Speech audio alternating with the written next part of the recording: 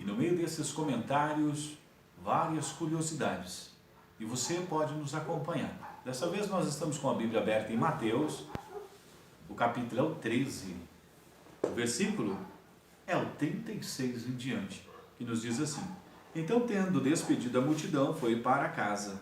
Foi Jesus para casa. E chegando ao pé dele, os seus discípulos, dizendo-se: Explica-nos a parábola do joio e do campo. Então ele respondendo e disse: O que semeia a boa semente é o filho do homem. O campo é o mundo. A boa semente são os filhos do reino. Os joios são os filhos do maligno.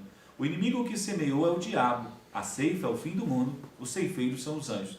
Assim como o joio é colhido e queimado no fogo, assim será na consumação deste mundo. Mandará o Filho do Homem os seus anjos e colherão do seu reino tudo que causa escândalo e que cometa iniquidade. Lançá-los-ão na fornalha de fogo e ali haverá pranto e ranger de dentes. Então os justos resplandecerão como o sol no reino de seu Pai. Quem tem ouvidos para ouvir, que ouça. Quem sabe você é uma daquelas pessoas que você aprendeu que o trigo e o joio cresceram juntos dentro da igreja. O texto diz que o campo é o mundo e que o trigo são os filhos de Deus e que os joios são os filhos do maligno. Observa que o texto é claro em dizer que o joio será colhido primeiro. O fim é a consumação. A ceifa é o fim. E o texto diz que os ceifeiros são os anjos. E que tal a gente deixar de acreditar da forma que está escrito e nós começarmos a acreditar de forma diferente? Acreditar que o trigo e o joio eles crescem juntos dentro da igreja e que o trigo é colhido antes e que o joio é atado para ser queimado depois. Aqui diz diferente. Por que é tão difícil as pessoas acreditar nas Escrituras, ler as Escrituras e acreditar da forma que está escrito? Por que as pessoas gostam de mudar aquilo que está escrito? Por que é tão difícil acreditar da forma que Jesus falou aos seus apóstolos? Lá no capítulo 11 de Coríntios, por exemplo, tem um texto que diz o seguinte, que o cabelo foi dado em lugar de véu. Por que as pessoas têm dificuldade de acreditar nesta palavra e não têm dificuldade de jogar um pano na cabeça e dizer, esse aqui é o véu que a palavra fala? Lá no capítulo 15, no versículo 50 de Coríntios, está escrito assim, que nenhuma carne, nem o sangue herdará o reino de Deus. As pessoas deixam de acreditar que a alma, o que é a alma, para acreditar que o sangue é a alma.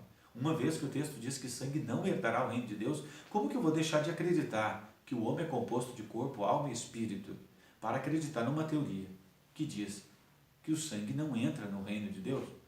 Será que as pessoas não percebem que eles estão comprometendo a verdade? Como, por exemplo, o texto bíblico diz que os judeus sabatistas da época vieram cobrar de Jesus o que os seus discípulos estavam fazendo.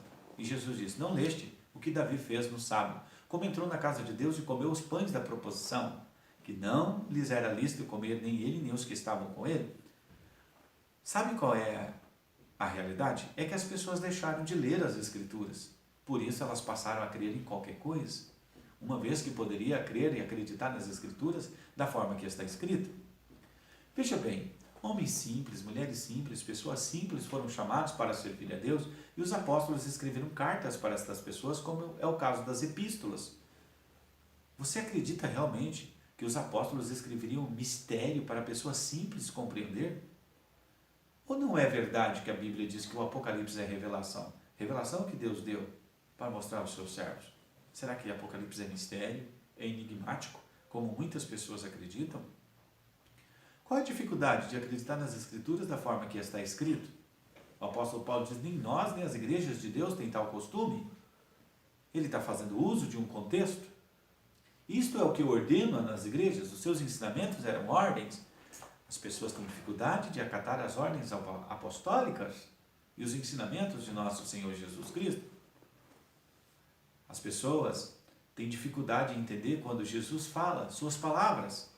Como, por exemplo, Jesus fala de coisas antes dele morrer e ressuscitar, indicando o quê? Que Jesus ainda não havia ressuscitado, como o batismo com o Espírito Santo, por exemplo. Não tinha como Jesus batizar com o Espírito Santo, uma vez que ele não tinha sido glorificado, ou seja, morto e ressuscitado, uma vez que ele morreu e ressuscitou, 10 dias depois que ele chegou ao céu, significando 50 dias depois da Páscoa, ou seja, 50 dias depois da sua ressurreição, Jesus batizou sua igreja com o Espírito Santo.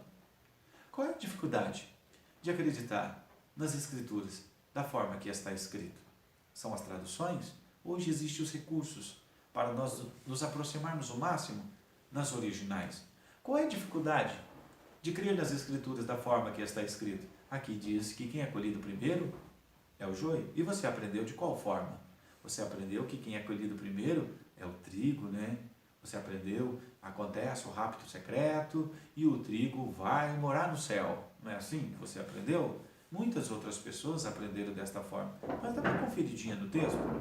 Não existe nenhuma retirada da igreja antes do ressoar da última trombeta, da sétima trombeta. Não tem nenhuma passagem bíblica, seja visível ou secreta. Existe um momento, e é o ressoar da última trombeta, conforme Coríntios 15, 52 e Apocalipse 11, versículo 15 ao 19, a mesma coisa que Apocalipse 10, verso 7, nos dias da voz do sétimo anjo, quando ele tocar a sua trombeta, se cumprirá o segredo de Deus que anunciou aos seus servos. É isso que as Escrituras nos ensinam, das muitas vezes que a Bíblia fala. Esse texto aqui que fala a respeito do trigo e joio, é claro em dizer que primeiro o ímpio é tirado. E tem outras passagens bíblicas, assim como foi nos dias de Noé, assim será na vinda do Filho do Homem. Assim como foi nos dias de Noé. Nos dias de Noé, quem é que foi retirado? Para onde Noé foi? Noé ficou guardado dentro da arca. Quem foi? Foram os ímpios. Os ímpios sim foram retirados pelas águas do dilúvio. O texto diz assim, como foi nos dias de Noé, assim será na vinda do Filho do Homem. Um será levado, outro será deixado. Quem é o salvo? O salvo é o que é levado ou o que é deixado? Como foi nos dias de Noé. Um será levado, outro será deixado. Noé foi levado para onde? Para a arca? Ou os ímpios foram levados pelas águas do dilúvio? É isso que as Escrituras nos dizem. Então, os salvos não são os que são levados pelas águas do dilúvio. São aqueles que foram preservados dentro da arca. E, como foi nos dias de Noé, assim será nos dias da vinda de Cristo Jesus. Quem é que vai ser levado antes? É o trigo ou é o joio? Examine as Escrituras e veja o que ela tem preparado para você. É necessário parar, examinar, analisar. E eu te digo uma coisa, leia as Escrituras, leia a Bíblia, para que você não venha acreditar naquilo que é errado.